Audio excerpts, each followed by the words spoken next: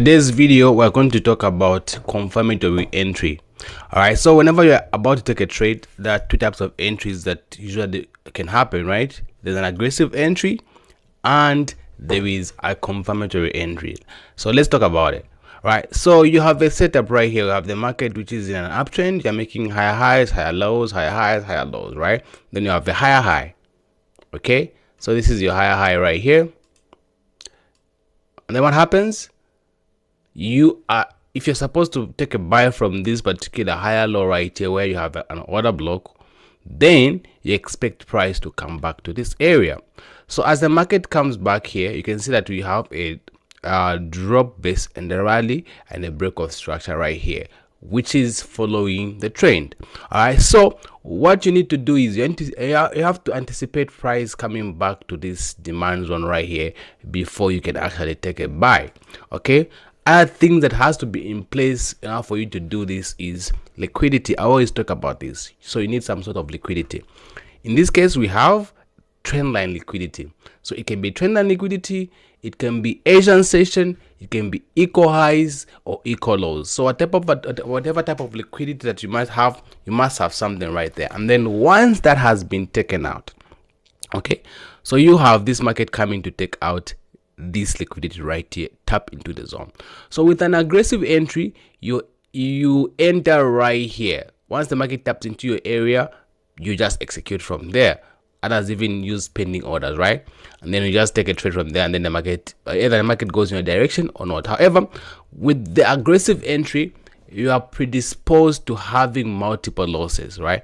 So you are going to expect multiple losses because this has not yet confirmed that this trend, this pullback right here, is going to actually continue to the downside or upside, right?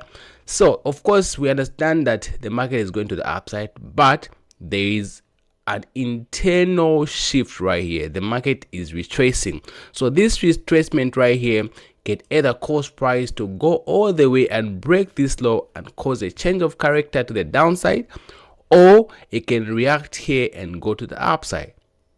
So what you do once the market is in your zone right here, you don't just execute here using the confirmatory entry. What you do is that you wait for the tap into this area, and then you go to the lower time frame, like a 15 minutes time frame or 5 minutes time frame, and then you wait for the change of character. So once the market taps into your zone right here, you wait for the market to push and break the previous higher low which was created, right? Once the market breaks this and closes above, then you have a change of character confirming that the market is going to continue to the upside, and this retracement is over. Only and only after that is when you're supposed to execute. Now what you do is that you're going to realize that now you've also formed something like this right here. You have a drop base rally and the break of structure. Okay, and then once that has happened, you wait for the market to pull back into this area. Usually this move right here is made up of big momentum candles, and therefore it usually leaves behind an order block or a fair value gap. Okay, so either of those are going to be left behind right here, and once the market pulls back to that particular area, then you are supposed to execute. That's what we call a confirmatory entry or a confirmed entry. You wait for the market now to pull back. So this pullback can just come somewhere here near the fair value gap, or it can come all the way to your order block. So it depends. I've seen sometimes where the market just comes here and continues to go to the upside, and I've also seen where the market actually comes here to the order block and then continues to the upside. And I've also seen where the market literally just takes you out and then continues to the upside. And I've also seen sometimes where the market literally just continues to go to the downside. What am I trying to say? What am I trying to communicate right here?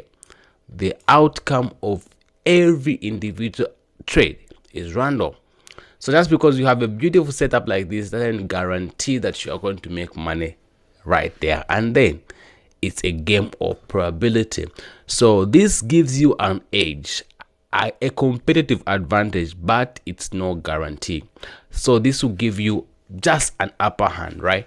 So you know that, okay, out of maybe 6, I mean, out of 10 trades, maybe you might get 4 or 5, depending on the market conditions at a particular point, but it will not be in that particular order. The outcomes are going to be random, and you never be able to predict which one is actually going to be a winner.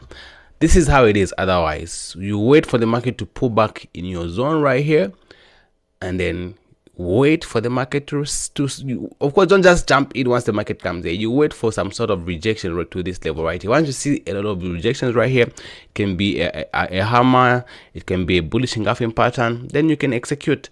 Then you can target the high. Then for your stop loss, you can just be below this low right here. You know that once the market comes and takes out these lows right here, you know that most likely the trend has changed from being an uptrend to a downtrend. So you have to be aware of this. So by using this confirmatory entry or confirmed entry, you're going to reduce the number of losses, you're going to reduce the number of trades that you're going to take, and you're going to increase your risk to reward ratio. So it's actually a very good way of trading, and because it really saves you a lot in terms of losing trades, because with an aggressive entry, you don't really get to see the market changing direction. I mean, changing the character of the market. You just execute once the market comes here. But with this one, you're giving yourself chance by waiting for the market to change character right here and then come back to this area. However, the disadvantage, the reason why I don't like using this strategy is you get to miss out several times. I've seen several times where the market does not return. The market just taps into this area, and guess what? And it just moves in a big push without retracing to the downside. That's a thing that you have to be comfortable with. You have to be comfortable with the fact that you're going to miss out on a lot of trades. That one, I can't lie to you. You have to be comfortable with that, because that's what you get for wanting certainty in the market. All right. So that's how it is. That's how it is. This is a conservative way of trading. You're going to have fewer losses, but you're going to miss out on nice trades. All right. So I want you to actually backtest this for your entries, and let me know in the comment section. And once you've done that, all right. So I just thought of actually sharing this with you guys, and I actually hope you found value in this video. And if you have, make sure to subscribe, like the video, and comment in the comment section. And like I said last time, we're currently running a 60% off promotion on all our services. So for signals, instead of you paying $100 monthly, you can literally pay $40. This time only, valid till Monday.